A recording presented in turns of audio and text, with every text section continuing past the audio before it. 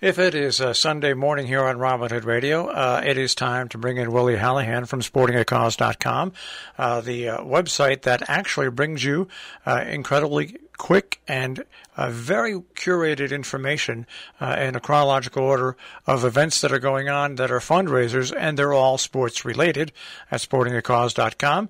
And we'll bring in Willie once again. Willie, good morning. Nice to speak to you. Good morning, Marshall. It's always good to be here. I have before I get to the calendar of events, I want to take a minute for the golf listeners in your audience to talk about some of the golf courses in our area as we wind to a close for the season. Some are closed already, and some will be continuing on for a while. But I just wanted to let them know which courses are doing what. Under Mountain Golf Course is closed for the season. The Hotchkiss Golf Course will take in their riding carts at the end of play today. I believe golfers can still walk after that.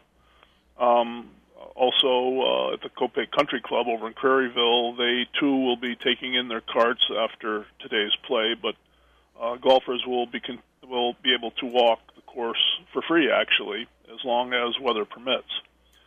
The Canaan Country Club will continue play with carts as long as weather and temperatures allow. And just up the road from the Canaan Country Club, the Quarry View Golf Course will remain open as weather allows for both the course and their driving range. Over in Harlington, the Fairview Farm Golf Course will stay open with carts as long as the season permits and the temperatures allow.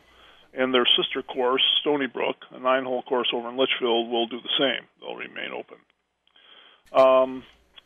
Now, moving on to the calendar, today the Glennholm School 8th Annual 5K Run will be held in Washington Depot. I talked about this race at some length last week. So it starts at 10 this morning, and it's raising money to fund therapeutic programs that they have at the school. Their focus is on autism. Today and next Sunday, we'll see the final 2 weeks of the turkey shoots at the Northwest Connecticut Rod and Gun Club facilities in North Canaan. And that pretty much brings us up to Thanksgiving Day. There's not much going on before then, but Thanksgiving Day there's a bunch of races, holiday-related races. The first is the Mid-Hudson Roadrunners Club Turkey Trot. That'll be held at the Arlington High School over in LaGrangeville, New York. There are actually several races there to choose from. There's a 1-mile kids run, there's a 2-mile fun run, and there's both a 5-mile and 25K race. The entry fee ranges from $20 to $30 depending on the race, and if you register that morning, you can add $10 to the price of the entry fee.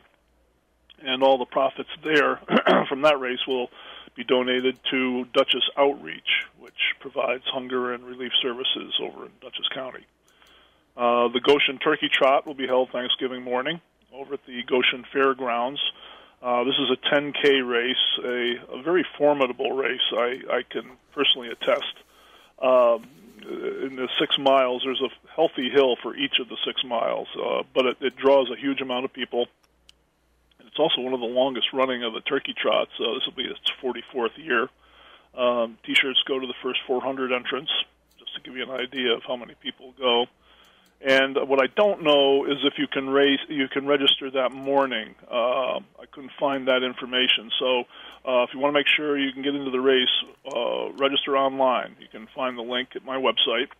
The proceeds from that race go to a whole bunch of local charities.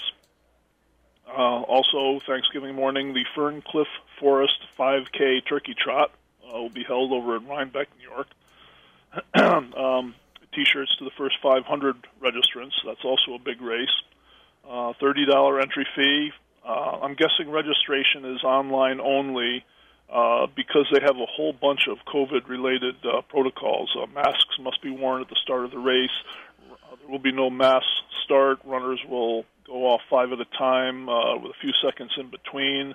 They have to distance from each other during the race on the course. And they even ask that you stay in your car until 10 minutes before the race starts.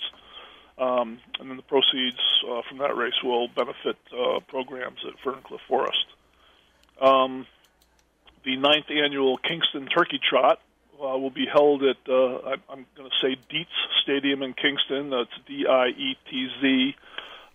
It's organized by the Junior League of Kingston.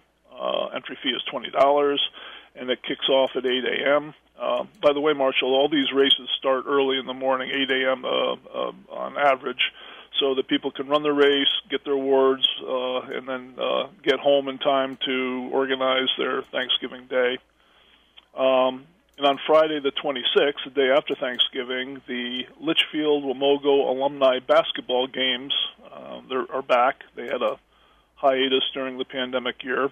There'll be both women's and men's games. Women's starting at 5:30, the men at 7, and these will be held at the Wilmogo High School gym.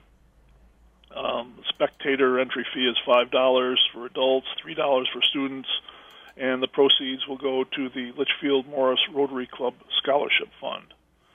And then on Saturday the 27th will be the Thankful 5K. This is a free race, which begins at the Berkshire Running Center, and it's organized by them.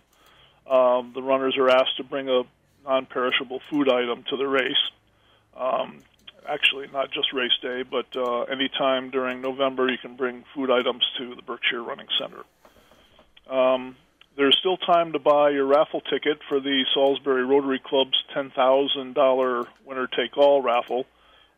It's been going on, the selling of the tickets has been going on for several months now. And the drawing is going to be held on December 1st. They're only selling 2,500 tickets. And tickets are $10 each, or 3 for $25.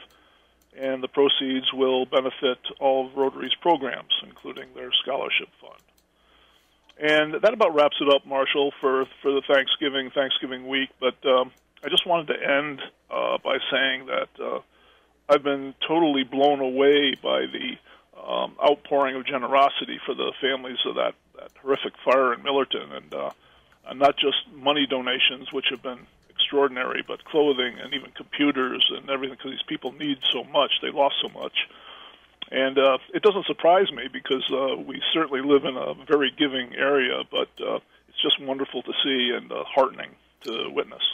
Well, it's amazing that I think the first GoFundMe account is well over $100,000, and the second one is approaching $40,000. And it doesn't surprise me, because when they had that horrible fire up on Route 22 with the farm where they lost all the cattle, and they raised about $150,000. And even us, when we had our AM transmitter die and found out that it would cost $35,000 to replace it, and we didn't have $35,000, within 5 days, the community got together and with GoFundMe raised $35,000 so we could build a new transmitter.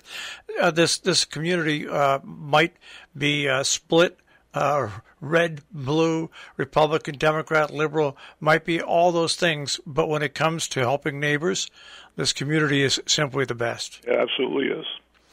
All right, Willie, have a good weekend. And, you too, Marshall. And we'll all check in with you in a couple of weeks. Okay, great. You take care. Take care. Bye.